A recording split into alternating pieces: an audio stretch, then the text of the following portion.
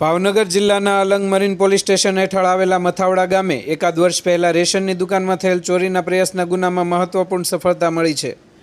Bhavnagar local crime branch દ્વારા 2 આરોપીઓને ઝડપી પાડવામાં આવ્યા છે। તારીખ 21 એપ્રિલ 2026ના રોજ એલસીબી સ્ટાફ પેટ્રોલિંગમાં હતો। તે દરમિયાન બાતમી મળી હતી કે મથાવડા ગામે બજરંગદાસ બાપાની મઢુલી પાસે ચોરીના પ્રયાસના ગુનાના શંકાસ્પદ ઇસમો ઊભા છે। પોલીસ ટીમે તાત્કાલિક સ્થળ પર પહોંચી તપાસ કરતા બંને શંકાસ્પદ વ્યક્તિને ઝડપી પાડ્યા હતા। પૂછપરછ દરમિયાન આરોપીએ ગુનાની કબૂલાત કરી હતી। ઝડપાયેલ આરોપી નાનજી ઉર્ફે નાનુ પ્રેમજીભાઈ સોલંકી ઉંમર 23 અને રઘુભાઈ ટેકાભાઈ સોલંકી ઉંમર 32નો સમાવેશ થાય છે। બંને મથાવડા ગામના રહેવાસી છે અને મજૂરી કામ કરે છે। પોલીસ તપાસમાં સામે આવ્યું છે કે બંને આરોપીઓ સામે અગાઉ પણ અનેક ગુનાઓ નોંધાયેલા છે। ખાસ કરીને રઘુભાઈ સોલંકી વિરુદ્ધ ચોરી, મારામારી, પ્રોહિબિશનના અનેક ગુનાઓ નોંધાયેલા છે।